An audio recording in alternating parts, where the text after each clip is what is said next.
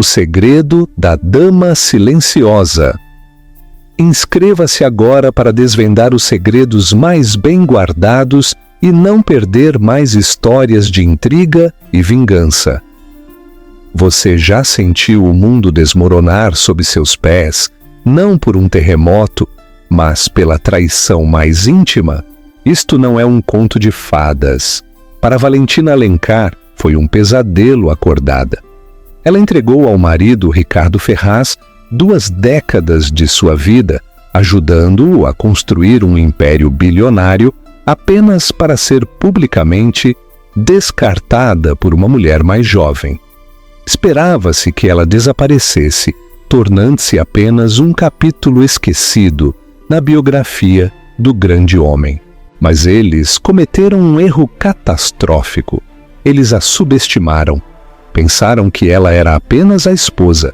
Não faziam ideia de que era ela quem detinha todo o poder. O que você está prestes a ouvir é a história de como uma mulher transformou a maior traição de sua vida na vingança mais espetacular, usando a recepção do próprio casamento do ex-marido como palco para seu golpe corporativo. O sol da tarde, cor de mel queimado, invadia as janelas do chão ao teto da cobertura triplex, cintilando nas taças de cristal com champanhe. Do alto do 34º andar, na região da Faria Lima, em São Paulo, a cidade se estendia como um circuito de sonhos e ambições. Durante 20 anos, essa tinha sido a vista de Valentina Alencar. Mas hoje parecia alheia, uma paisagem da vida de outra pessoa. O champanhe em sua mão já tinha esquentado há muito tempo. As bolhas haviam desaparecido. Do outro lado da sala de estar cavernosa, um espaço decorado em tons estéreis de cinza e cromo, que sempre pareceu mais um saguão corporativo do que um lar. Seu marido, Ricardo Ferraz, monopolizava a atenção. Ele era um homem esculpido pelo sucesso. Seu terno, sob medida, era incapaz de ocultar a energia crua e incansável que o impulsionara de analista júnior a CEO da Ferraz Logística, um gigante logístico nacional. Sua risada, um som estrondoso que sempre exigia atenção, ecoava no piso de mármore travertino. Ele celebrava o fechamento do Acordo Olival, uma aquisição multimilionária no agronegócio que colocaria a Ferraz Logística na capa da revista Exame mais uma vez. Valentina o observava, um fantasma em sua própria festa. Ela havia planejado este evento como planejou todos os outros, com uma precisão meticulosa e invisível. Havia selecionado o buffet, uma equipe renomada trazida dos jardins, aprovado os arranjos florais de orquídeas brancas e curado a lista de convidados composta por titãs da indústria e suas esposas deslumbrantes e ambiciosas. Ela era a esposa corporativa perfeita, elegante, equilibrada e completamente silenciosa. Um belo acessório vivo para a grandeza do marido. Seu olhar desviou-se para a mulher que estava perigosamente perto de Ricardo, Clara Viana. Clara era a diretora de relações públicas da empresa, uma mulher com metade da idade de Valentina e com uma ambição que ardia em seus olhos como uma chama piloto. Ela era toda ângulos afiados e beleza moderna, com um corte bob preto elegante e um sorriso ao mesmo tempo predatório e deslumbrante.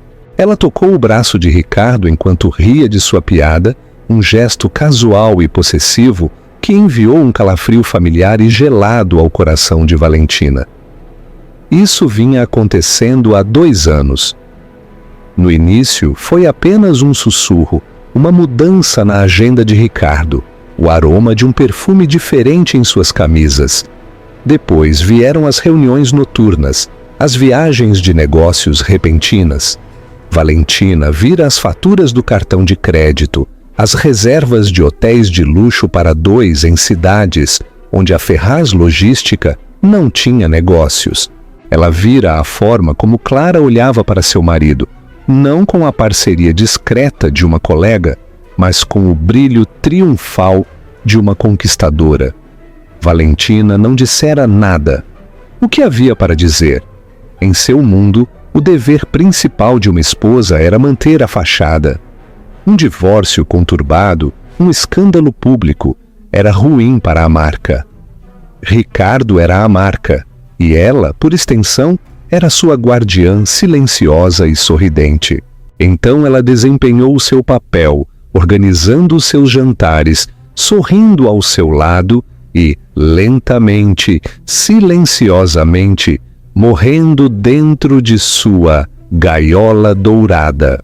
A festa começou a se dissipar à medida que a tarde virava a noite.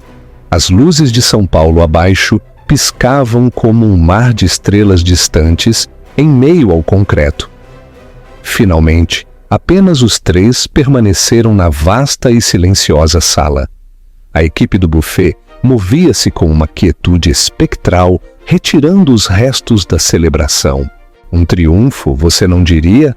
Disse Ricardo, finalmente voltando sua atenção para Valentina. Ele afrouxou a gravata com o rosto corado pelo champanhe e pela vitória. O olival é nosso. Eles nunca souberam o que os atingiu. Foi uma negociação magistral. Certamente foi, acrescentou Clara, sua voz um ronronar suave. Ela se aproximou do bar e serviu um uísque para ele. Seus movimentos eram fluidos e seguros. Não ofereceu nada a Valentina. Certamente foi, respondeu Valentina com a voz equânime. Colocou sua taça de champanhe, intocada em uma bandeja que passava.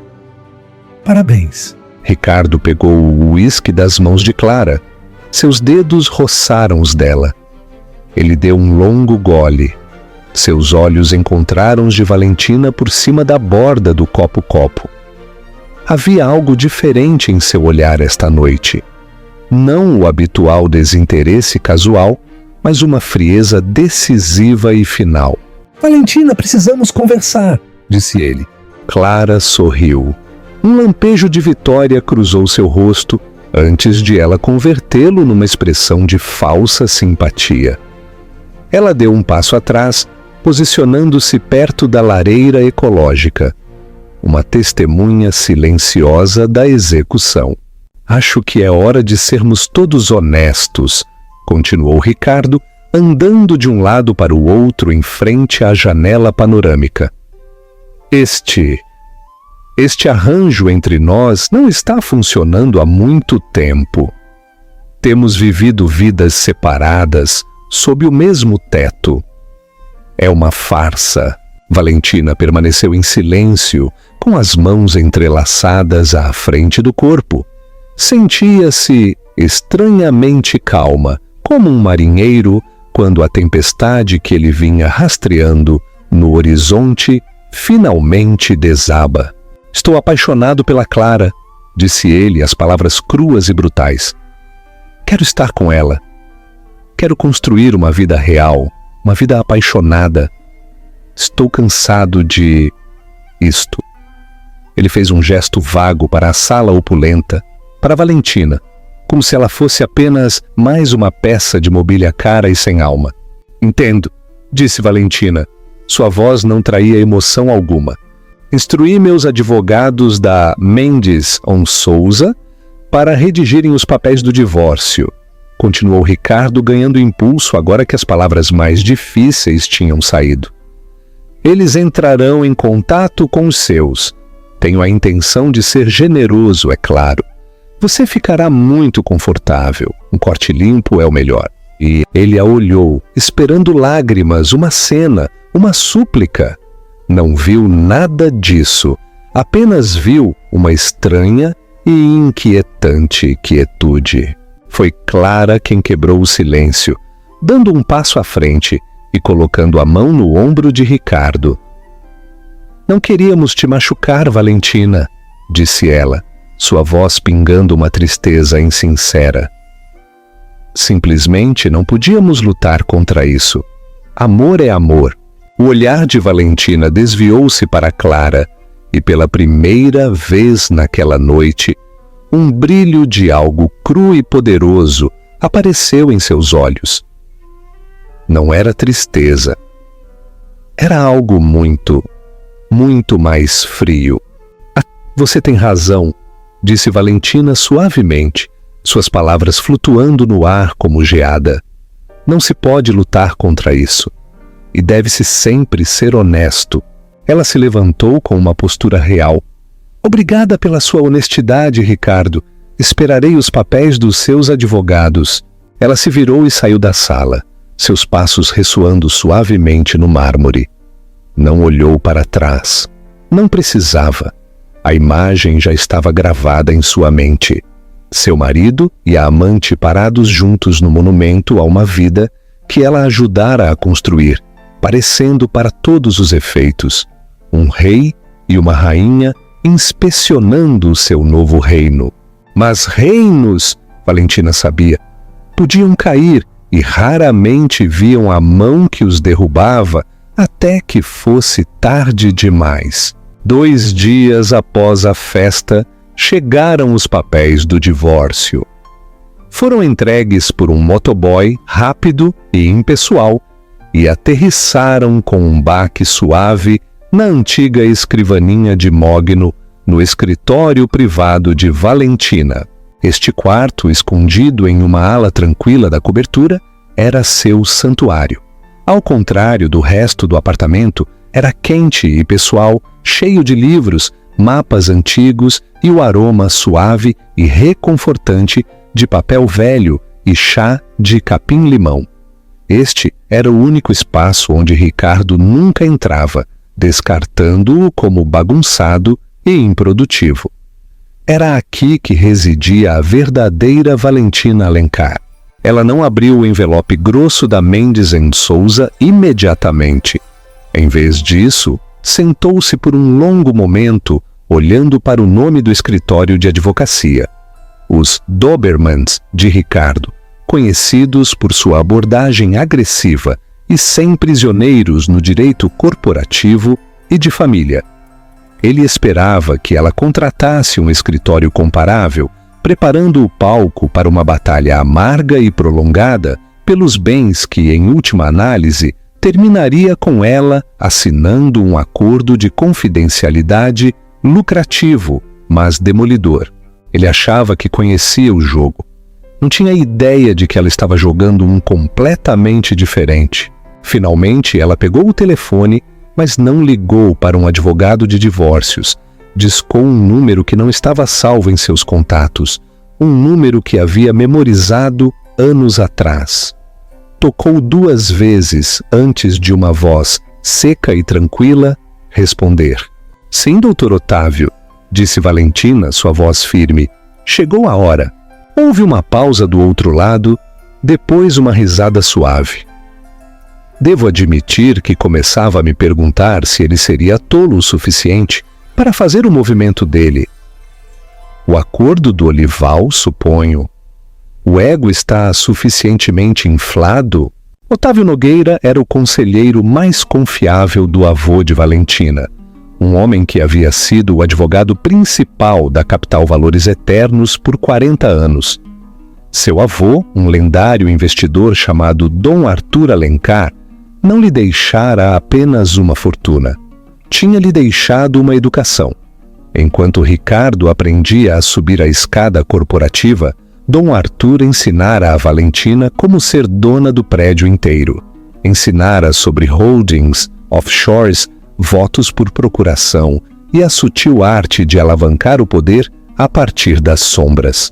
É suficientemente. É pouco para descrever, respondeu Valentina, um esboço de sorriso nos lábios. Ele anunciou suas intenções na outra noite. Ele e sua diretora de RP, Clara Viana. Ele quer um corte limpo.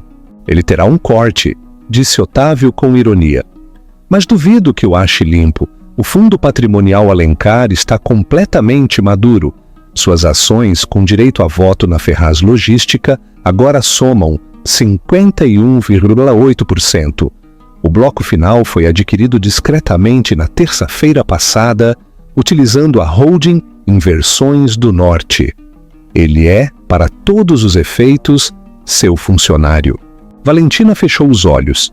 Uma onda de vingança a invadiu.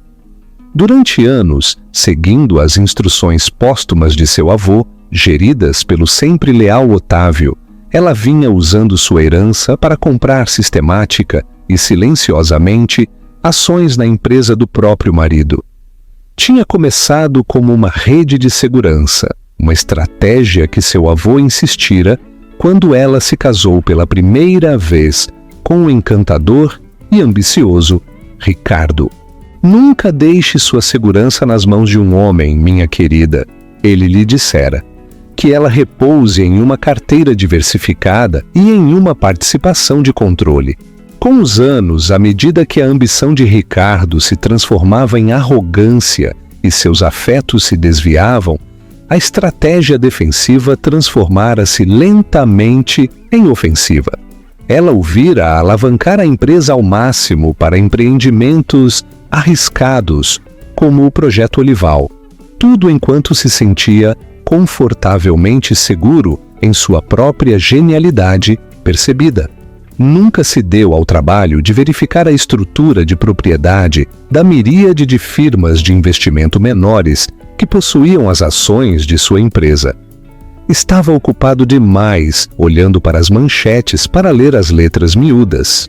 Quero proceder exatamente como discutimos, Otávio, disse Valentina, sua voz agora afiada com propósito. Sem movimentos bruscos, sem anúncios hostis. Deixe que ele pense que tem o controle total. Deixe-o apresentar os papéis. Deixe-o acreditar que sou apenas uma esposa descartada, preparando-se para lutar por sua pensão alimentícia. E o casamento? Perguntou Otávio. Um sorriso frio e genuíno se estendeu pelo rosto de Valentina. Oh, ele terá seu casamento. Imagino que será o evento social da temporada. Quero que ele tenha tudo o que acha que sempre quis. Quero que esteja no auge absoluto de seu triunfo. Quanto mais alta a subida, maior a queda, citou Otávio com aprovação. Terei a equipe da Branco em Cisneiros em espera. São os melhores em governança corporativa e absolutamente discretos. Representarão seus interesses não como esposa, mas como acionista majoritária. Obrigada, Otávio, por tudo.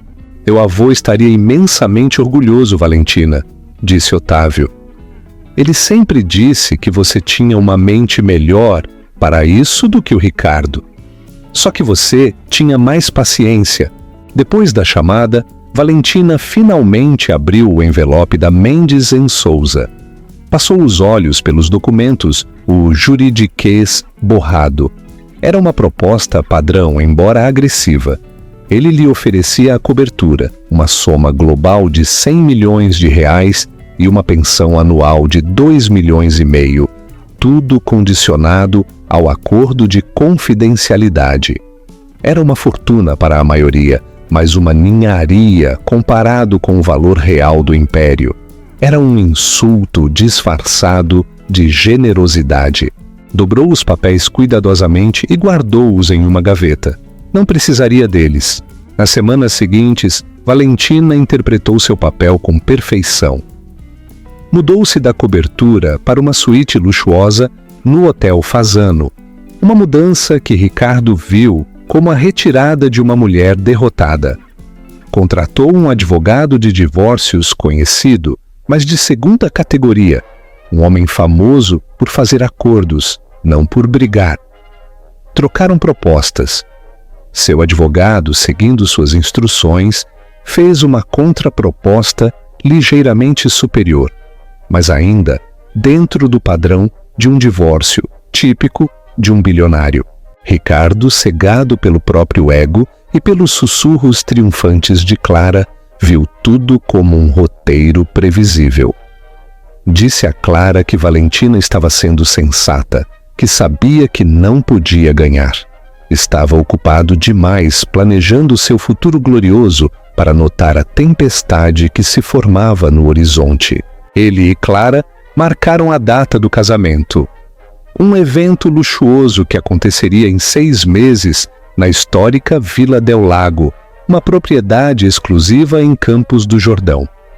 As convites, cartões grossos, cor de creme com letras douradas, foram enviados para todos que importavam no mundo deles.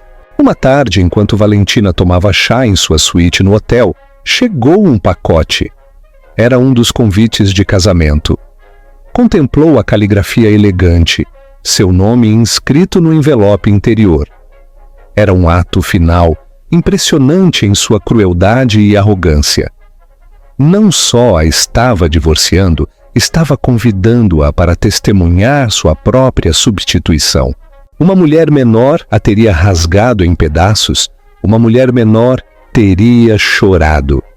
Valentina simplesmente pegou o telefone e enviou uma mensagem para a organizadora de casamentos e velha conhecida. «Querida Genoveva», escreveu, «fiquei muito tocada ao receber o convite. Claro que estarei lá. Não perderia por nada neste mundo». Depois enviou outra mensagem, desta vez para Otávio. O convite chegou. «O palco está montado», respondeu ele momentos depois. «Excelente. Todos os ativos estão em posição. O conselho foi preparado. Estão nervosos com o estilo de liderança despreocupado de Ricardo após o Olival. Estão prontos para uma mudança. Tudo o que precisam é que um novo líder emerja». Valentina olhou pela janela para a cidade de São Paulo. Já não parecia tão alheia. Parecia um reino esperando por sua verdadeira rainha. O dia do casamento amanheceu com um céu de azul brilhante e imaculado, típico do inverno na Serra. Uma falácia patética perfeita para o estado de espírito de Ricardo Ferraz. Ele se sentia no topo do mundo. Um rei moderno prestes a se casar com sua rainha e solidificar sua dinastia. A Vila del Lago em Campos do Jordão era um testemunho de seu poder. Com seus jardins extensos e vista para as araucárias, ele não economizara despesas. Um quarteto de cordas tocava Vivaldi enquanto os convidados chegavam. O ar estava impregnado com o aroma de milhares de rosas brancas importadas, e o champanhe fluía das fontes que flanqueavam a grande entrada. Clara parecia flutuar num vestido Vera Wang feito sob medida, uma criação de seda e renda que se moldava à sua figura esbelta. Seu sorriso era incandescente, seus olhos brilhavam com a luz de uma vitoriosa. Ela havia ganhado, havia suplantado a tranquila e elegante Valentina e agora estava ao lado do homem que controlava uma das corporações mais formidáveis do país. Hoje era sua coroação.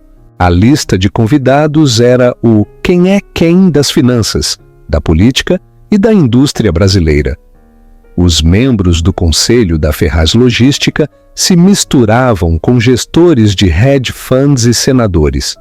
Davam tapinhas nas costas de Ricardo, parabenizando-o por sua bela noiva e seus recentes triunfos comerciais. Os sussurros sobre seu divórcio eram apenas isso, sussurros tingidos de uma admiração, relutante pela audácia do homem. Ele tinha lidado com tudo tão limpamente, tão eficientemente. E então, logo quando a cerimônia estava prestes a começar, uma onda silenciosa de choque percorreu a multidão. Um Bentley preto, discreto e impossivelmente elegante, rodou pelo longo caminho de cascalho. O motorista, um homem que dirigia para a família de Valentina há 30 anos, abriu a porta. Valentina saiu. Ela não estava vestida de preto, a cor tradicional do luto ou do desprezo. Em vez disso, usava um terninho de seda azul safira feito sob medida, ajustado à perfeição. Era um power suit, não um vestido de vítima.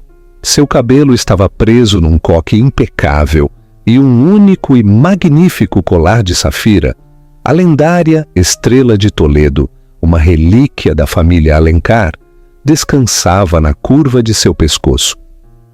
Era uma peça que Ricardo sempre cobiçara, um símbolo de riqueza e poder do dinheiro velho que ele nunca conseguiu alcançar. Ela não parecia uma mulher desprezada, parecia uma mulher no comando. Um silêncio se apoderou dos convidados. Queixos caíram literalmente. Ricardo, de pé no altar improvisado no jardim, sentiu um solavanco, como se o dia impecável tivesse trincado de repente. Não tinha acreditado realmente que ela viria.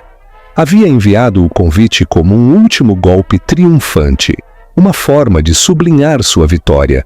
Esperava que ela o recusasse, ou melhor, que o ignorasse, confirmando sua irrelevância.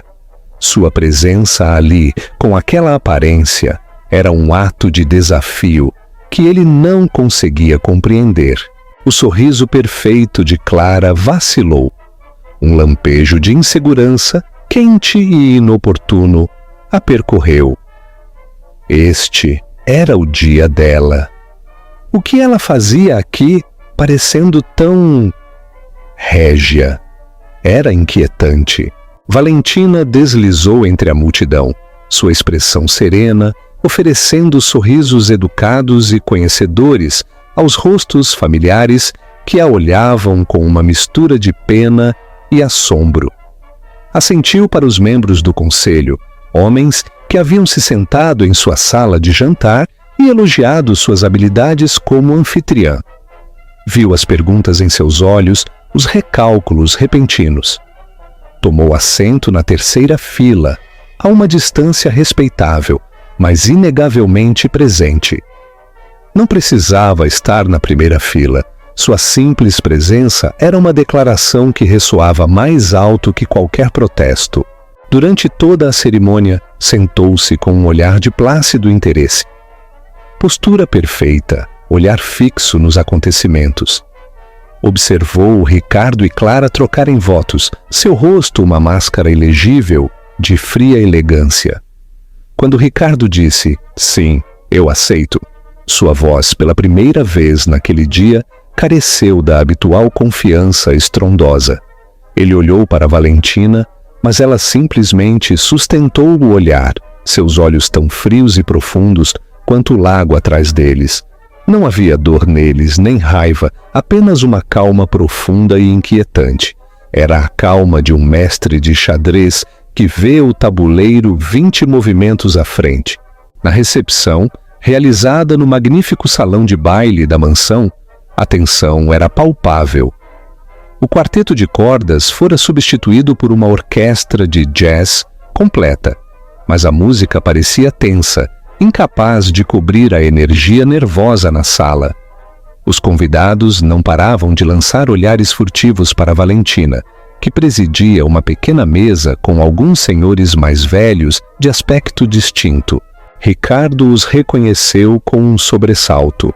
Lord Montel, um importante investidor institucional de Londres, e Francisco Soler, o notoriamente recluso chefe de uma firma de private equity suíça. O que faziam com ela? Clara, agora a senhora Ferraz, tentou ignorar, agarrando-se ao braço de Ricardo, sua risada um pouco alta demais, seu sorriso um pouco brilhante demais. "Você acredita no descaramento?" sibilou ela sob a música. "Tentando me ofuscar no meu próprio casamento? É patético." Ricardo não estava tão seguro. Patético não era a palavra que usaria para descrever a mulher de terno safira. Pela primeira vez, um verme de dúvida se retorceu em suas entranhas. Ele havia lidado com seu divórcio de Valentina, com o que pensou ser uma eficiência implacável, mas fizera isso através de advogados e intermediários. Realmente não havia falado com ela desde aquela noite na cobertura. Havia assumido que o silêncio dela era fraqueza. Agora, vendo-a dominar a atenção de homens como Montel e Soler, perguntou-se se tinha sido algo completamente diferente. Começaram os brindes tradicionais. O padrinho, Um amigo de faculdade de Ricardo fez um discurso incoerente e meio bêbado. A madrinha, irmã de Clara, desfez-se em elogios sobre encontrar uma alma gêmea. Depois, o próprio Ricardo pegou o microfone. Parou no centro da pista de dança, banhado num foco de luz quente, com Clara ao seu lado. Agradeceu aos convidados, elogiou a beleza e brilhantismo de sua nova esposa e falou de um futuro cheio de paixão e sucesso. Então, num movimento de suprema arrogância, uma última girada na faca, a qual não pôde resistir, abordou o elefante na sala. Também quero tirar um momento para reconhecer meu passado, começou, com voz suave e magnânima, e agradecer à minha ex-esposa Valentina por seus serviços ao longo dos anos. Nosso divórcio foi amigável e não desejo a ela nada além do melhor. Sua presença aqui hoje é um testemunho da maturidade e da graça com as quais ambos lidamos com essa transição. Ele levantou a taça. Aos novos começos. Um murmúrio de aplausos educados e desconfortáveis seguiu-se. Ele a estava pintando como a ex-esposa dócil e resignada que graciosamente passava a tocha. Estava colocando-a em seu lugar. Entregou o microfone à organizadora de casamentos, Genoveva, que parecia nervosa com a correnteza subterrânea na sala. Talvez tentando acalmar as coisas ou seguir a narrativa de amabilidade de Ricardo, Genoveva tomou uma decisão fatídica e improvisada. Isso foi lindo, Ricardo, disse ao microfone, a voz tremendo levemente. E é tão maravilhoso ver tanta sensibilidade moderna. Valentina, você está tão encantadora. Me pergunto se não gostaria de dizer algumas palavras também para desejar o melhor ao feliz casal. Uma inspiração coletiva percorreu o salão. Todos os olhos se voltaram para Valentina. Era uma sugestão horrivelmente incômoda, uma granada social. O rosto de Clara ficou branco de fúria. O sorriso confiante de Ricardo desvaneceu, substituído por um lampejo de pânico. Ele havia escrito o roteiro e isso não estava nele. Valentina, no entanto, não parecia nervosa. Parecia pronta. Levantou-se com a elegância de uma rainha ascendendo ao trono e começou a caminhar em direção ao palco. A orquestra de jazz vacilou e ficou em silêncio. O único som na vasta e opulenta sala era o clique suave e deliberado dos saltos de Valentina no piso de madeira nobre. O caminho da sua mesa até o centro parecia infinitamente longo e carregado de eletricidade estática. Cada olhar estava nela.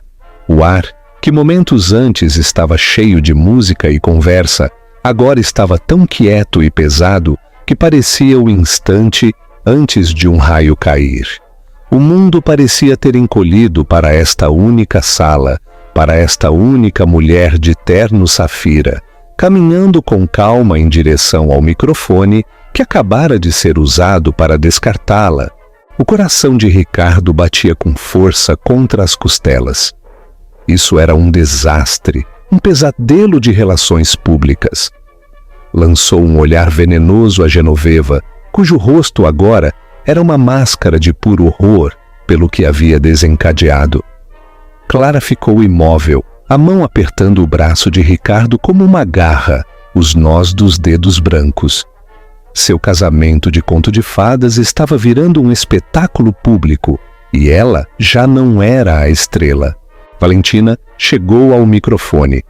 Não o arrancou, mas o pegou suavemente da mão trêmula de Genoveva, dando à mulher aterrorizada um pequeno e quase imperceptível aceno de agradecimento. Ajustou o suporte à sua altura, seus movimentos sem pressa.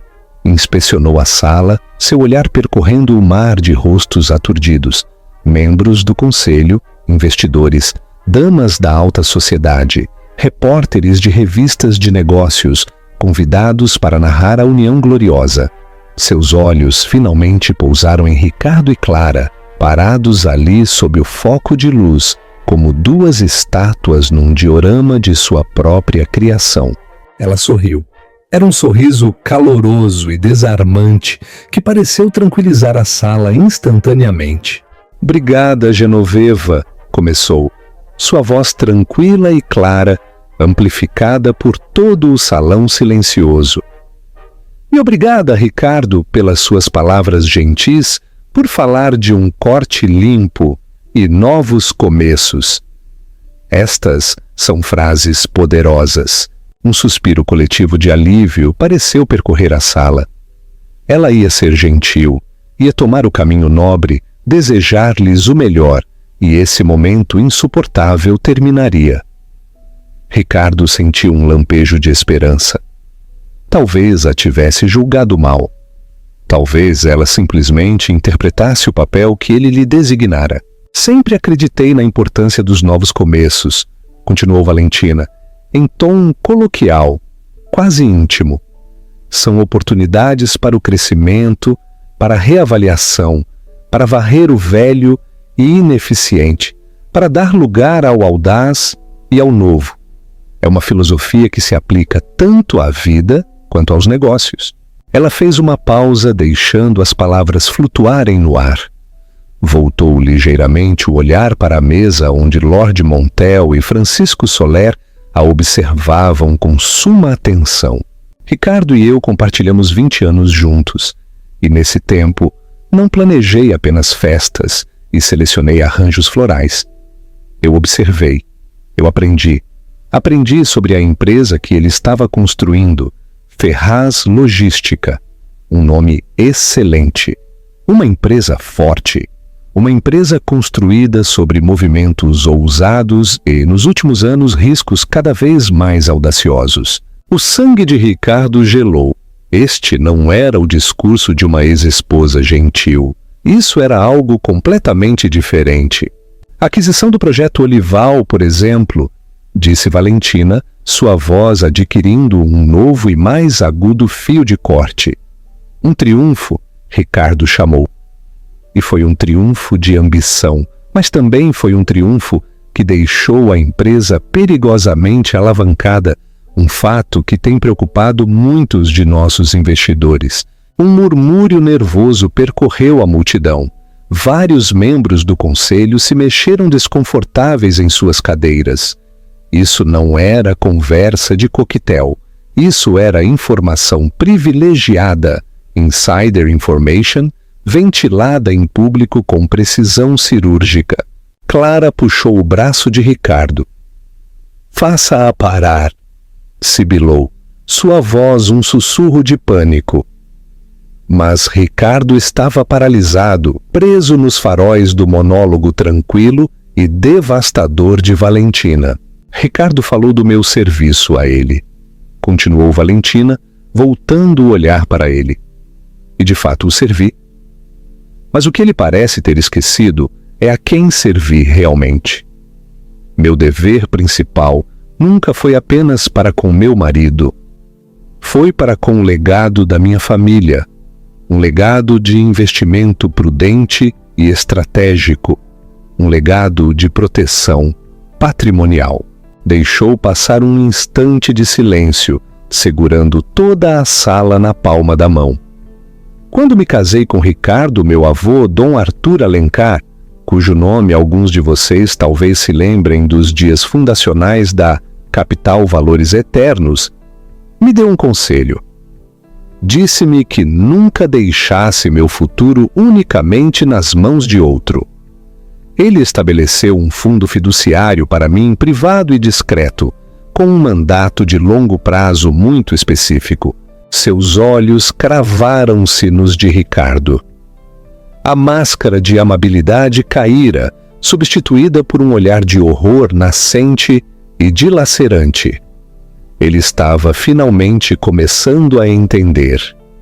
O sangue esvaiu-se de seu rosto.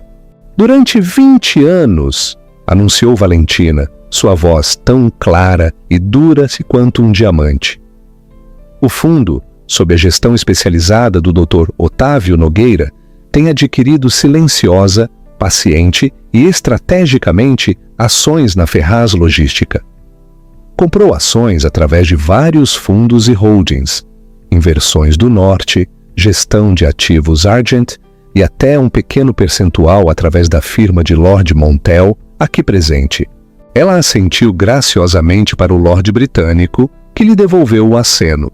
Ricardo estava tão concentrado no horizonte, disse ela, com a voz tingida de uma piedade fria, que nunca se deu ao trabalho de olhar o registro de acionistas. Nunca perguntou quem estava por trás das firmas de nomes anônimos que estavam tão ansiosas por investir em sua visão.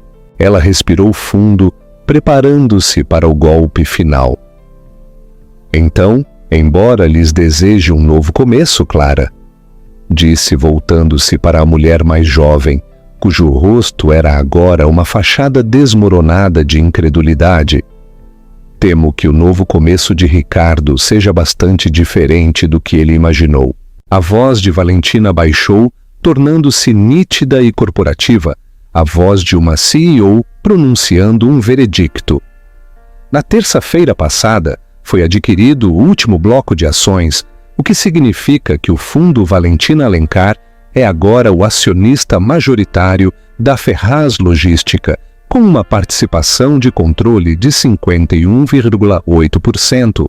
Um suspiro coletivo, como o som de 100 pulmões sendo esvaziados de uma vez, ressoou no salão. Foi um estrondo sônico de choque. Portanto, concluiu Valentina, com autoridade indiscutível, estou fazendo uso do meu direito como acionista majoritária para convocar uma reunião de emergência do Conselho Administrativo para esta segunda-feira, às 9 da manhã. O ponto principal da pauta será uma revisão completa da liderança executiva atual e uma votação sobre a nomeação de um novo diretor executivo.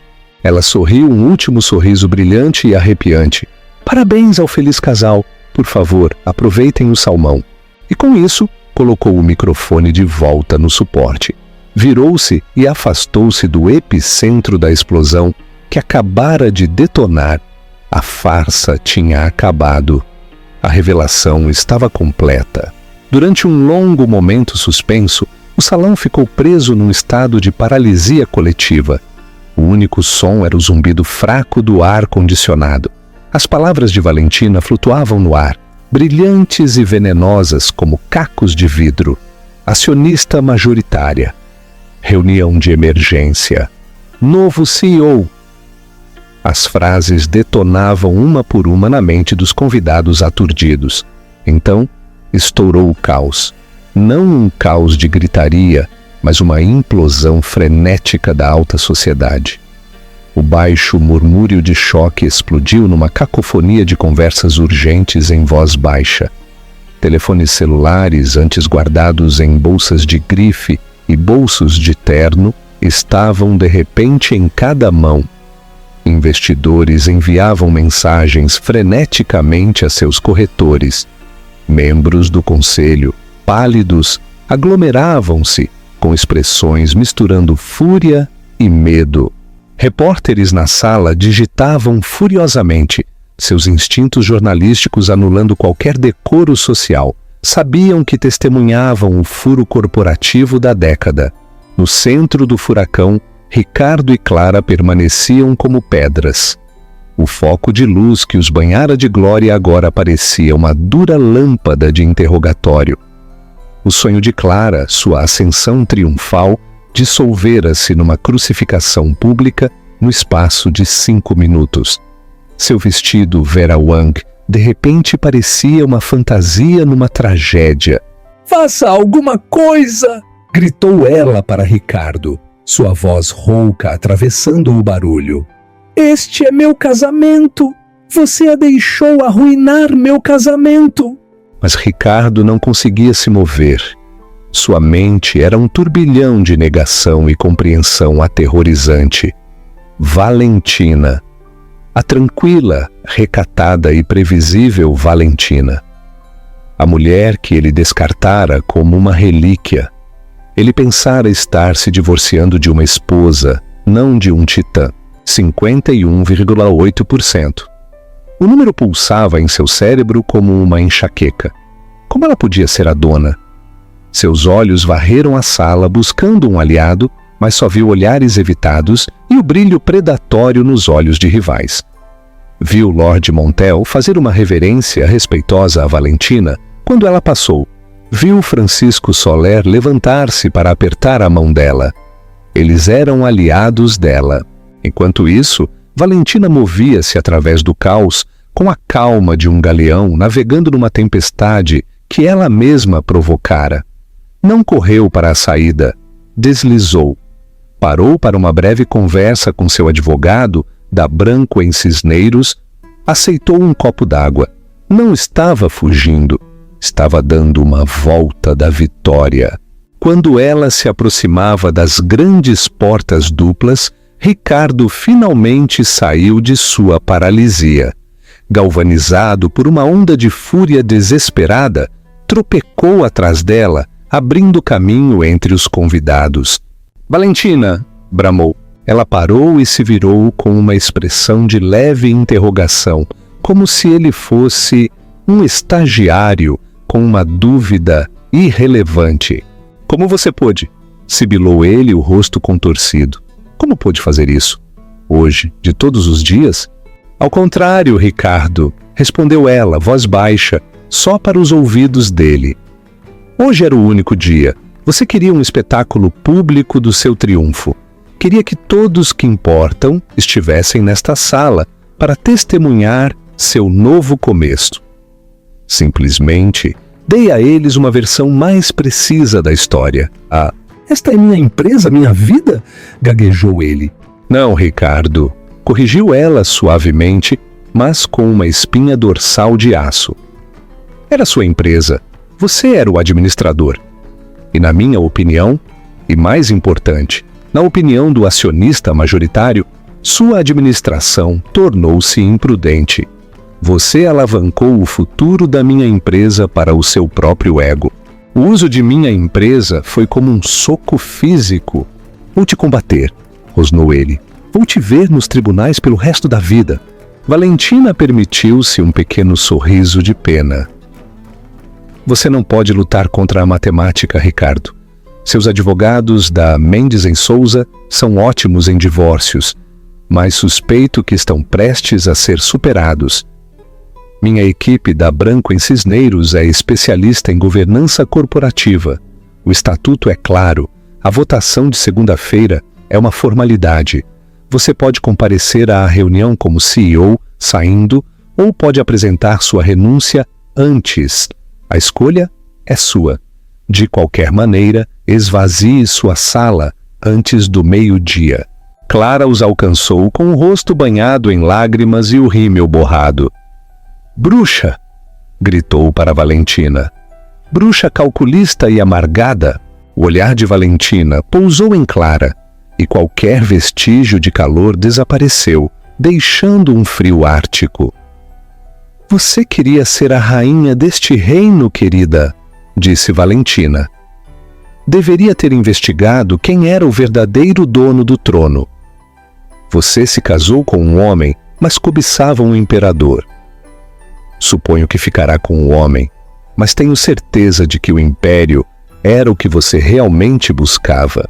Com esse último corte devastador, Valentina deu as costas aos destroços das vidas deles. Seu motorista a esperava, a porta do Bentley aberta. Ela deslizou para dentro sem olhar para trás. Enquanto o carro se afastava, pôde vê-los pela janela fumê. Ricardo Ferraz, o titã da indústria, parado aturdido na entrada de seu próprio casamento arruinado. Sua noiva chorosa agarrada ao braço de um homem que, numa tarde, perdera tudo o que realmente lhe importava. O golpe de Estado estava completo.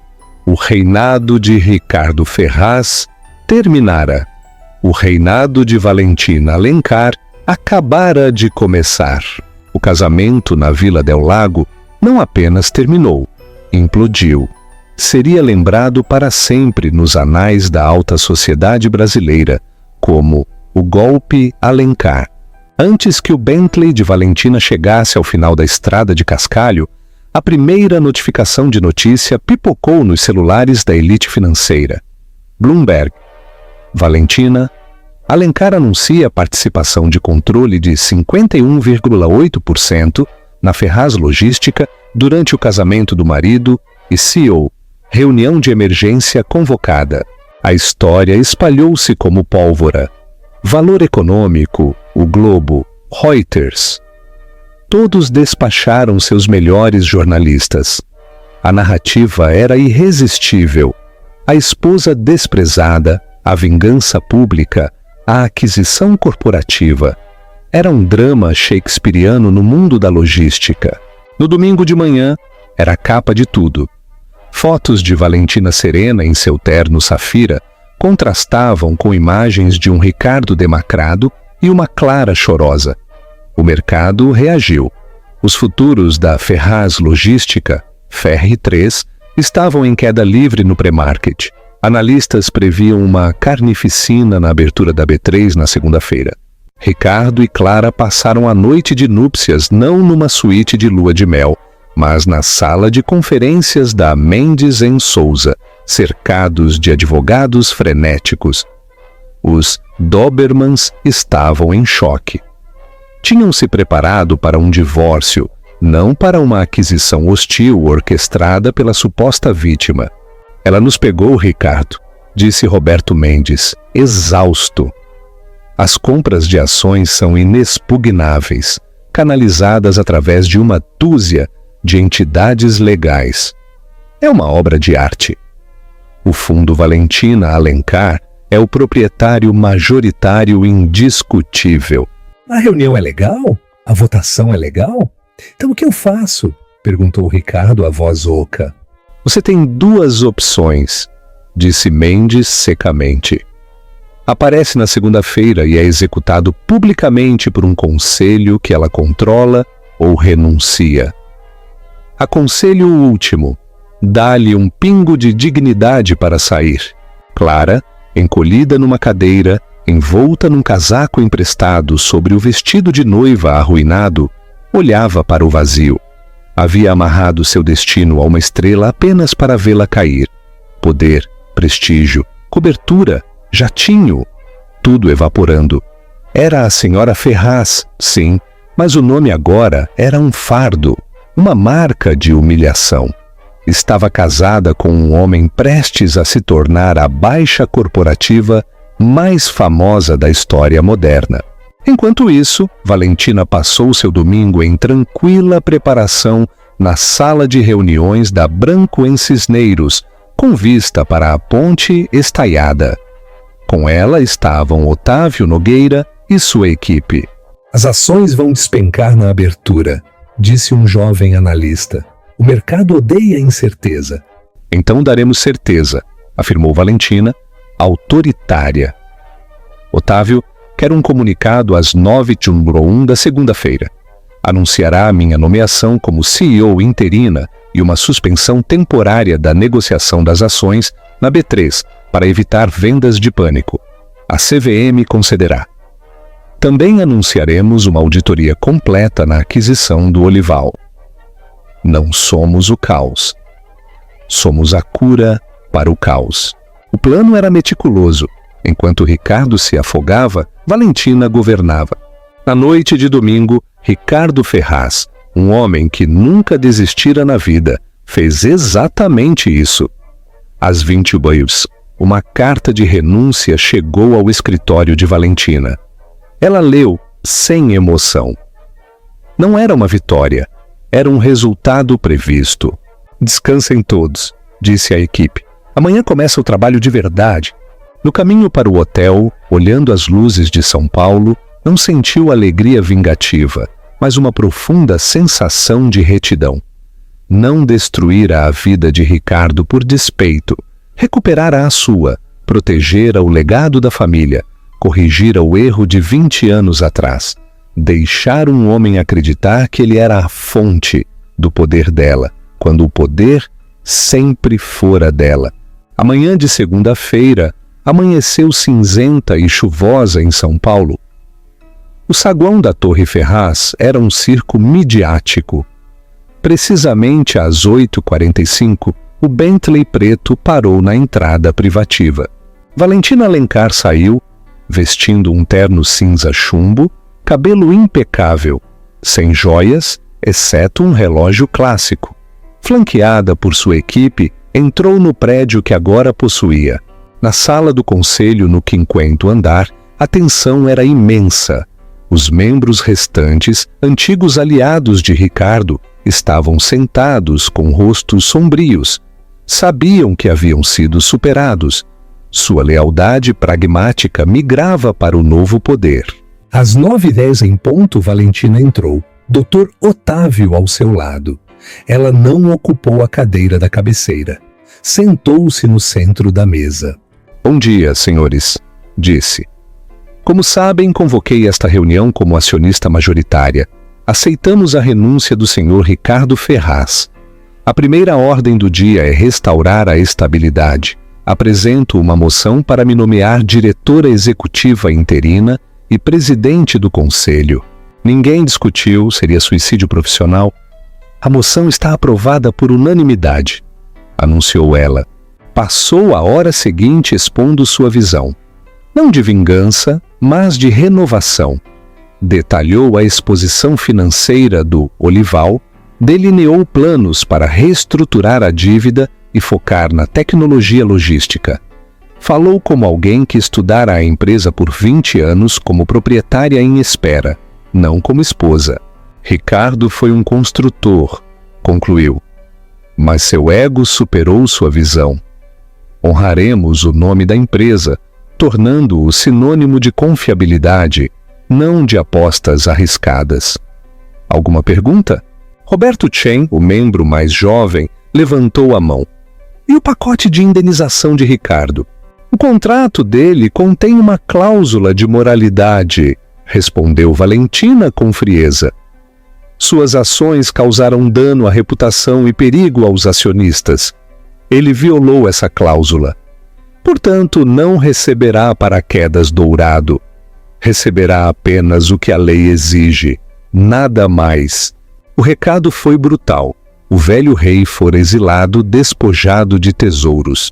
Ricardo e Clara tornaram-se notas de rodapé na ascensão de Valentina. Retiraram-se dos círculos que dominavam. Ricardo, sem empresa e fortuna, era só um homem.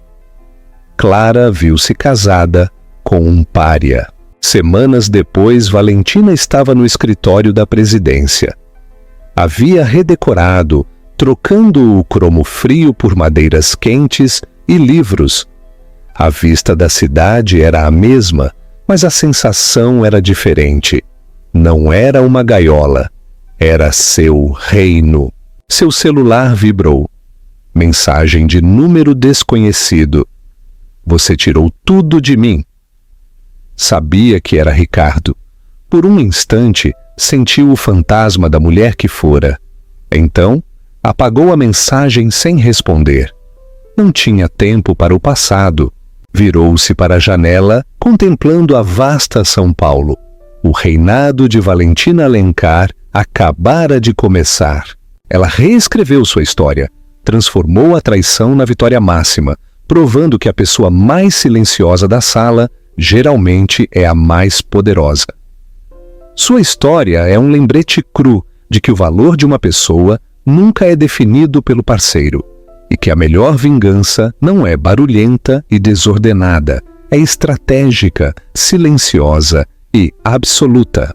Ela não apenas deu o troco, ela ficou com tudo.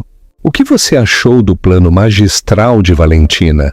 A vingança dela foi justificada? Deixe sua opinião nos comentários abaixo. E para nunca perder uma atualização, curta e inscreva-se. Obrigado por ouvir.